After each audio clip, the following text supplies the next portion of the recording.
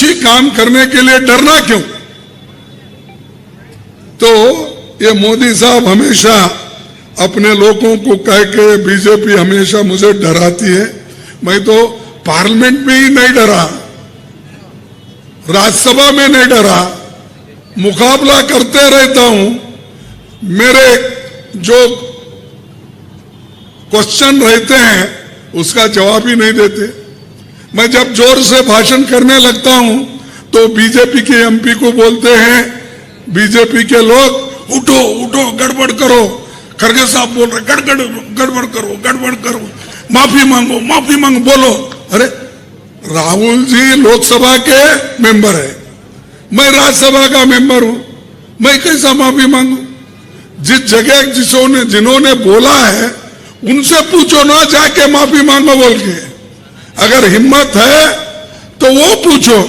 उठते सुरते ही मैं जब भाषण करता माफी मांगो, कई के लिए माफी मांगो। राहुल जी कहे, मैं भी कहा, मेरे भाषण को भी आधा उन्होंने खत्म किया, राहुल जी के पूरे भाषण को खत्म किया। और राहुल ने किया था क्या? राहुल ने यही कहा था, भाई एक आदमी को आप इतना सपोर्ट कर रहे हो जो 2.5 साल में 12 लाख करोड़ का आदमी बन गया। उसकी 2014 में वो सिर्फ 3,000 करोड़ का मालिक था। वो इसने 9 साल में कम से कम 12,50,000 करोड़ का मालिक कैसा बना? किसने बनाया? हम वो पूछ रहे थे। ऐसा पूछते ही ये पूछते समझकर तुम माफी मांगो, माफी, पूरा पार्लियामेंट बंद कर दिया हमने। और बाद में बोलते ये अपोजिशन के लोग हमेशा भाषण करते नहीं, डिबेट नहीं करते, अपने जो भी कुछ डिबेट में मुद्दे हैं वो नहीं रखते, ये हमको बोलते हैं। लेकिन वहां पर गड़बड़ करने वाले लोग यही बीजेपी के लोग, यही एमपीज। और मोदी साहब चुप बैठते हैं, ऐसा देखते हैं वो। और दूसरी बात, अभी भी बोला मैं करप्शन का तो दूसरों को चार्ज लगाते, ईडी, सीबीआई, जो कुछ भी है एजेंसीज लगाओ। कोई अगर अच्छा बात करता है, कोई जर्नलिस्ट है, कोई सही बात करता है या उनके खिलाफ अगर वो बात जाती है, डालो जेल में इसको। अगर कोई तुम्हारे खिलाफ है, लगाओ बुलडोजर उधर। यही तो योगी कर रहा है। वो योगी को लेके ये जो मोदी जी है लेके दोनों फिर रहे भाई के जैसा। अरे आपके पास कानून है, संविधान है और कानून भी है। कानून का इस्तेमाल करके आप सरकार चलाओ, ना कि बुलडोजर लगा के सरकार चलाने की आवश्यकता नहीं है। हमने बनाया कानून इसलिए, कानून के दायरे में अगर कोई कुछ भी करता है गलत, सभी को एक ही शिक्षा होना चाहिए। तो यहां पर वो नहीं चल रहा, ठीक है। दूसरी बात, अनएम्प्लॉयमेंट तो इतना बढ़ गया देश में। मोदी जी तो बहुत बोले पहले, क्या बोले? पहले तो एक जुमला निकाले शुरू में, बाहर का काला धन लाकर मैं आप लोगों को 15-15 लाख दिलाऊंगा, आपके जेब में डालूंगा। बोले डाले हैं? नहीं भाई, डाले होंगे, आप झूठ बोल रहे हैं। नहीं, फिर प्राइम मिनिस्टर कैसा झूठ बोलता है? मैं बोलता हूं, वो बोलते हैं कि भाई खड़गे साहब अपोजिशन में झूठ बोलते। मैं सही बोले तो वो झूठ बोलते हैं। लेकिन आपको मालूम होगा ना, प्राइम मिनिस्टर 15-15 लाख छुपके लाके आपके घर को दिया है, वो भी नहीं दिया।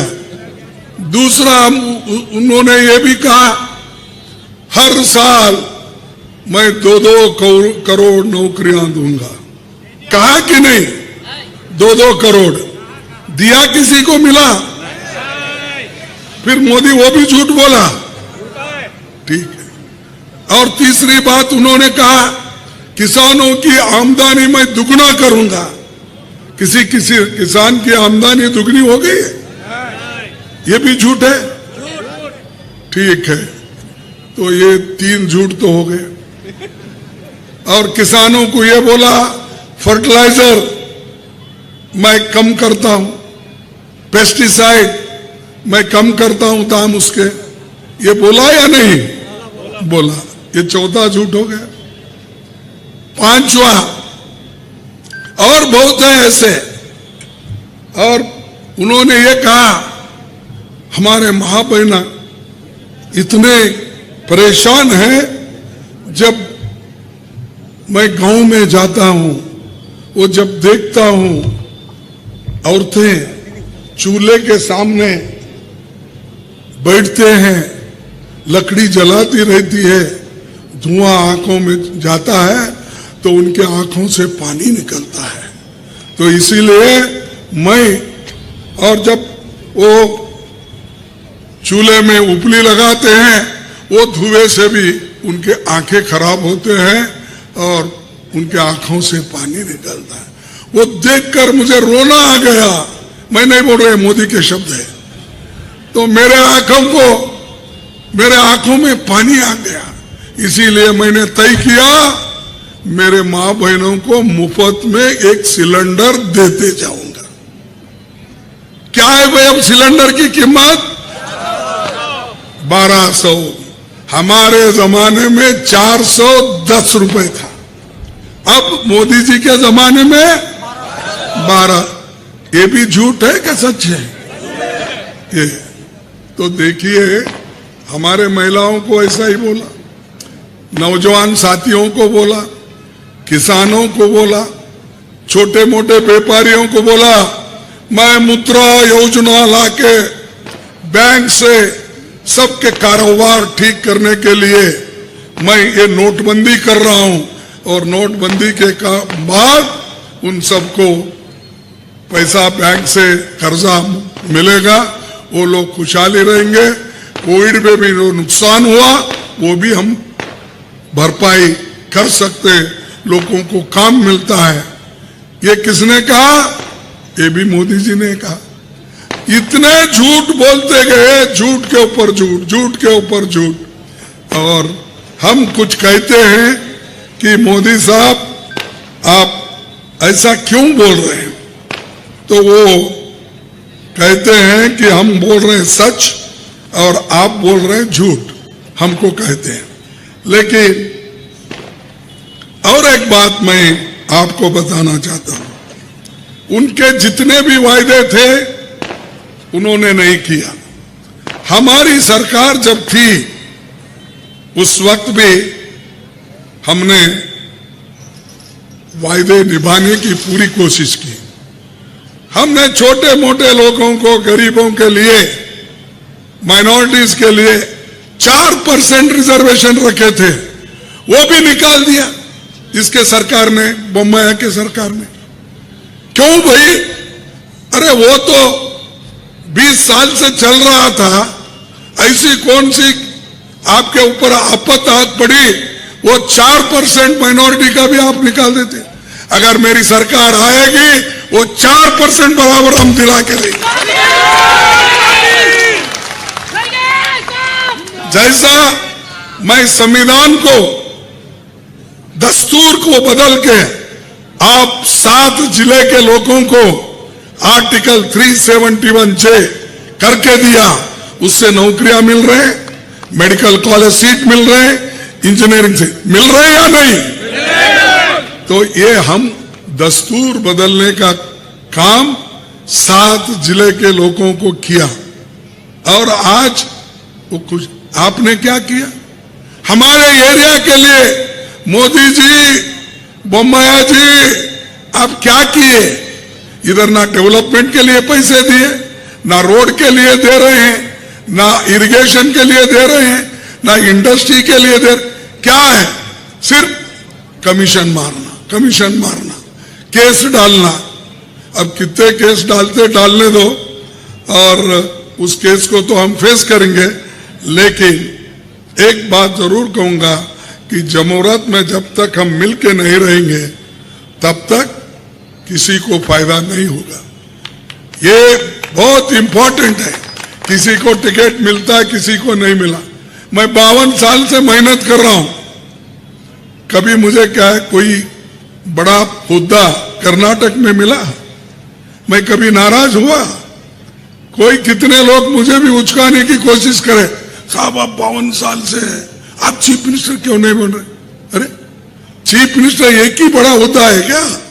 जनता के हित में मैं चीफ मिनिस्टर नहीं था, आर्टिकल 371 जे करके दिया। कोई चीफ मिनिस्टर नहीं कर सकता था। बहुत से चीफ मिनिस्टर तो बन के गए, कोई किया क्या? उसको कमिटमेंट होना, आइडियोलॉजिकल कमिटमेंट जिसके पास होता है वो किस ना किस रास्ते से कुछ रास्ता निकाल के करता है। मैं नहीं ये कह रहा हूं कि मेरे पास जादू है, सब कुछ करके दूंगा, आप वोट दो, नहीं। जो होता है मैं जरूर करूंगा, करते आया हूं और कल भी करूंगा, मरते दम तक करूंगा। और अब समय भी समाप्त होने आ रहा है, फिर भी मैं एक चंद बातें बोलूंगा। क्या है कि पार्लियामेंट में मैं भाषण कर रहा था, तो भाषण के वक्त मैं एक शायरी पढ़ा। शायरी पढ़ने के बाद मेरे को एक नोटिस दिया चेयरमैन साहब, वो बोले, और वो पूरा निकाल दिया, मेरा भाषण ही निकाल दिया। अरे मैं बोला कि शायर की शायरी है, मेरी नहीं है, तुम मेरे भाषण को क्यों खत्म कर रहे हो? अगर उसमें कोई लफ्ज मैं गलत इस्तेमाल किया हूं या कोई लफ्ज आपके खिलाफ बोला हूं, निकालो, लेकिन जो लफ्ज शायर ने लिखा है वो भी निकाल रहे आप। तो वो शायरी ये थी, नजर नहीं है नजारों की बात करते हैं, नजर नहीं है नजारों की बात करते हैं, जमीन पे चांद सितारों की बात करते हैं।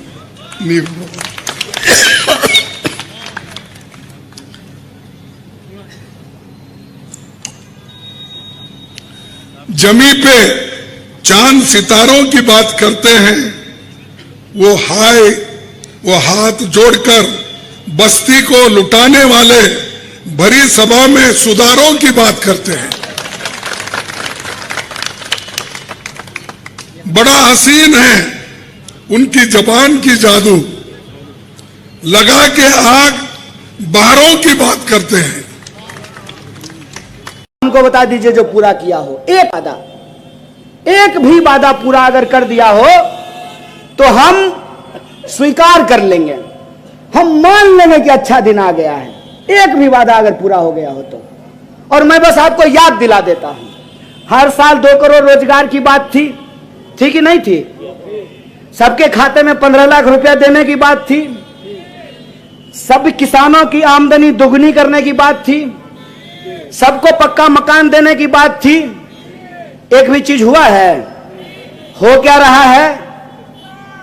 दुष्यंत कुमार कहते हैं कि कहां तो तय था चिरागा हर एक घर के लिए, कहां चिराग मयस्सर नहीं शहर के लिए। लोग मांग रहे थे सरकारी नौकरी, इन्होंने नया प्रबंध कर दिया कि ना रहेगा सरकारी संस्थान, ना देनी पड़ेगी सरकारी नौकरी, ना रहेगा बांस ना बजेगी बांसुरी, ना रहेगा सरकारी संस्थान ना देनी पड़ेगी सरकारी नौकरी। एक एक करके सरकारी संस्थान बेचे जा रहे हैं, और जो सरकारी संस्थान बचे हुए हैं वहां पर सबको अग्निवीर बनाने का प्रयास किया जा रहा है। अभी तो गडकरी जी सबसे ताजा ताजा अग्निवीर बने हैं, नहीं अभी बहुत लोगों को बनना है। इससे पहले आडवाणी जी बन गए, उसके बाद रविशंकर प्रसाद बन गए, अभी बहुत लोगों को अग्निवीर बनना है। 2 ही लोग रहेंगे, चाचा और भतीजा। चाचा हवाई जहाज से वास्को डी गामा की तरफ पूरा दुनिया का चक्कर लगाएंगे, और भतीजा जो है गुगली फेंकेगा आईपीएल में, और चाचा फिर मंच पे जाकर के भाषण देंगे कि परिवारवाद देश की सबसे बड़ी समस्या है। अमित शाह जब बोलता है कि परिवारवाद देश की सबसे बड़ी समस्या है, तो मेरे मन में आता है कि जय शाह को वो रेलवे प्लेटफॉर्म से उठा करके लाया है, उसी का बेटा है ना, कोई शक है? जय शाह किसका बेटा है? अमित शाह का ना। तो बीसीसीआई सेक्रेटरी परीक्षा दे करके बना है, कंपटीशन दिया था क्या? एसएससी का एग्जाम, यूपीएससी लिखा था, कैसे बन गया? वो परिवारवाद नहीं है, बेईमानी, नकली चाणक्य। हम बिहार से हैं, असली चाणक्य वहां पैदा हुए थे। देखे बिहार में क्या हुआ? देखे महाराष्ट्र का बदला नितिन साहब हम लोग एकदम भिजा के ले लिए हैं। चाणक्य वो परिवारवाद नहीं है। अनुराग ठाकुर यूपीएससी किया था, उसका बाप नेता नहीं है। और ये जो कर्नाटक का मुख्यमंत्री है, उसका बाप नेता नहीं था। अब पीयूष गोयल, उसका बाप नेता नहीं था। बेईमानी। राजनाथ सिंह का बेटा एमएलए नहीं है। तो भाजपा का परिवारवाद नहीं है। और कांग्रेस के दो प्रधानमंत्री ने अपनी जान दे दी, तो आप हमको परिवारवादी बोल रहे हैं? दो प्रधानमंत्री ने अपनी जान गंवाई है इस देश के लिए, उसको आप परिवारवाद बोल रहे हैं। और अपने बेटा को बीसीसीआई का सेक्रेटरी बना रहे हैं, यह परिवारवाद नहीं है, यह बेईमानी है। मैं कांग्रेस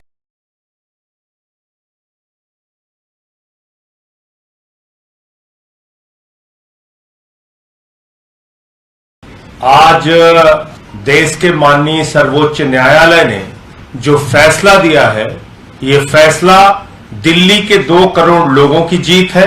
ये फैसला अरविंद केजरीवाल जी के संघर्षों की जीत है, उनके जज्बे की जीत है, उनके लगन की जीत है।